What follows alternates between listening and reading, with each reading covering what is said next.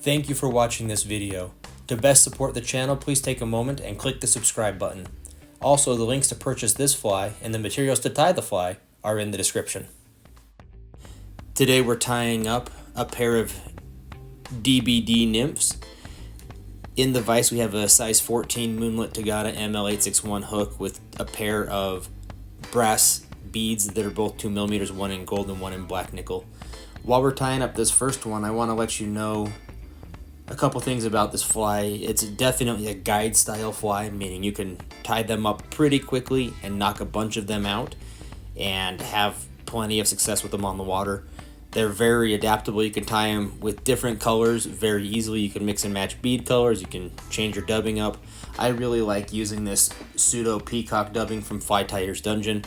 Gives a very good mottled look and gives some good depth of color to the fly. And I'll tell you, I've used the DBD nymph to have some incredibly effective days on the water.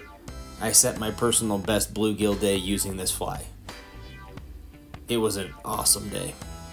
Now that we've got our first one tied up, I'll just finish up the whip finish here. I want to let you know that you can fish this fly both under an indicator or a hopper dropper style rig, or with a slow but active retrieve, and you'll catch fish both ways with it. It's a great attractor nymph pattern.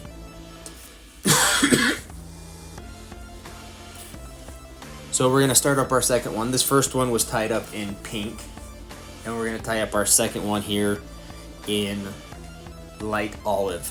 So after we finish putting this UV light on there, we'll go ahead and move forward with our second fly.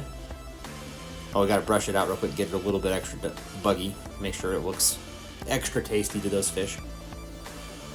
So now we'll go ahead and put another hook in there. Once again, we're using Moonlit TOGATTA ML861 hooks. They're available in the shop. This one's on a size 14 hook, and we have 2mm brass beads. They're in black nickel and in gold. So we'll start by putting down a quick thread base to get our thread tied onto the hook. Then we'll grab our dubbing, just get a small pinch of dubbing and use that to create a dubbing noodle. As I mentioned, this is the light olive pseudo peacock dubbing from Fly Tyer's Dungeon, and this is also available in the shop. So create a small dubbing noodle and work your thread back to the curve of the hook,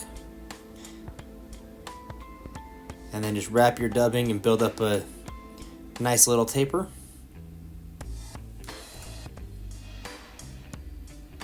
And wrap all the way up until you're touching the bead.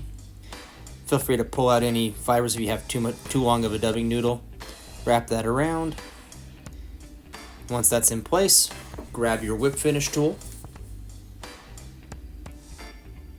Throw in a quick whip finish.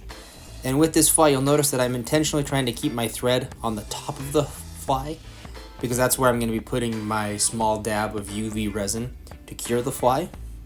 That just gives us a little additional durability. I'm using Raid Zap Thin. You could also use any other UV resin that you like, but that's my preferred kind for tying flies right now. And then cure that up with your UV light, and you have a finished fly. And once again, just brush it out. I guess that makes it more of a finished fly once it's all brushed out. These flies, the materials that tie the fly, and the hooks are all available on the shop.